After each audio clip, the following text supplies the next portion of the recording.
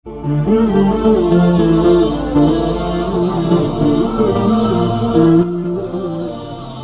صلی اللہ علیہ وسلم فرمایا اللہ اکثر، اللہ اور زیادہ عطا کرے گا۔ تم دعائیں کر کر کے تھک جاؤ گے، اللہ عطا کر کر کے تھکے گا۔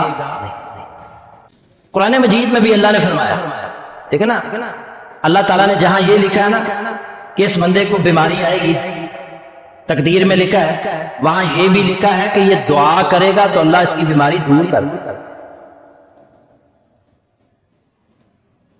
یمحو اللہ ما یشاء ویثبت، اللہ مٹا دیتا ہے جو چاہتا ہے، ویثبت اور ثابت رکھتا ہے جو چاہتا ہے، وَعِندَهُ أُمُّ الْكِتَابِ، لوح محفوظ اصل کتاب اللہ کے پاس ہے۔ دعا جو ہے تقدیر کو مٹا، اس لیے دعا کرتے رہنا چاہیے، اللہ سے مانگتے رہنا چاہیے، اللہ سے دعائیں کرتے رہنا چاہیے۔ اور پھر اللہ کے نبی صلی اللہ علیہ وسلم نے فرمایا، ترمذی کے اندر حدیث ہے، ان الدعاء ينفع مما نازل ومما لم ينزل، بے شک دعا ان آزمائشوں میں بھی نفع بخش ہوتی ہے جو آ چکی ہوتی ہیں اور ان میں بھی جو ابھی نہیں آئی ہوتی۔ فَعَلَيْكُمْ عِبَادَ اللَّهِ بِالدُّعَاء، اے اللہ کے بندو تم دعا ضرور کیا کرو۔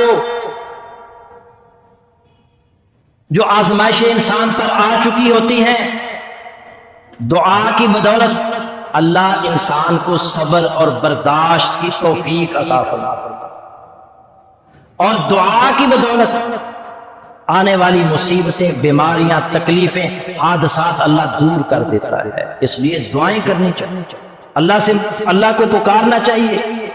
اور ایک حدیث میں آتا ہے، نبی صلی اللہ علیہ وسلم فرمایا، اور مومن جو ہوتا ہے نا، اس کی دعا تو قبول ہوتی ہے، اور اس کی قبولیت کی 3 صورتیں ہیں۔ ہر دعا مومن کی قبول ہوتی ہے، مگر اس کی قبولیت کی 3 صورتیں ہیں۔ الا آتاہ احدی ثلاث، اللہ تعالیٰ اسے 3 میں سے ایک چیز ضرور عطا کرتا ہے۔ اما ان یعجل لہ دعوتہ، اس کی دعا جلدی قبول کر لیتا ہے، جو وہ مانگ رہا ہے اللہ اسے عطا کر دیتا ہے۔ یہ ایک صورت۔ اور دوسری صورت، وَإِمَّا أَن يَدَّخِرَهَا لَهُ فِي الْآخِرَةِ، اللہ اس کی دعا کو آخرت کے لیے ذخیرہ کرنا۔ جو اللہ سے مانگ رہا ہے، اللہ کو پتا ہے میرے اس بندے کو آخرت میں ضرورت پڑے گی، اللہ اس کی وہ دعا قبول نہیں کرتا، اس کی دعا کو آخرت کے لیے ذخیرہ کر لیتا ہے۔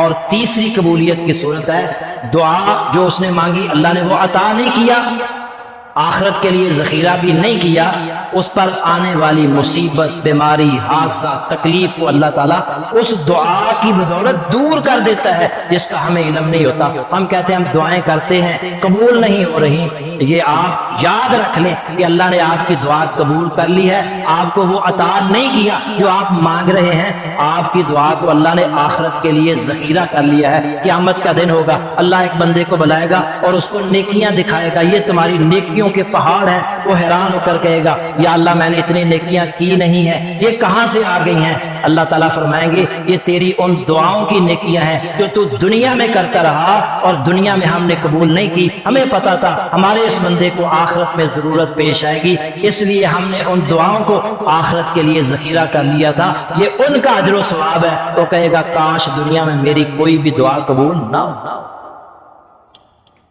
ہمیں نہیں پتا، ہم نے دعائیں کی، ہم کہتے ہیں پتہ نہیں قبول کیوں نہیں ہو رہی۔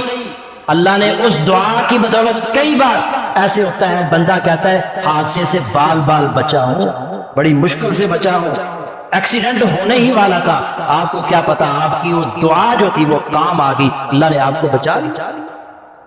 جب آپ نے یہ بیان کیا تو صحابہ کہنے لگے، ایک شخص کہنے لگا قال اذن نکثر، ایک صحابی کہنے لگا تب تو ہم بہت زیادہ دعائیں کریں گے۔ آپ نے فرمایا اللہ اکثر، نبی صلی اللہ علیہ وسلم فرمایا اللہ اکثر، اللہ اور زیادہ عطا کرے گا۔ تم دعائیں کر کر کے تھک جاؤ گے، اللہ عطا کر کر کے تھکے گا۔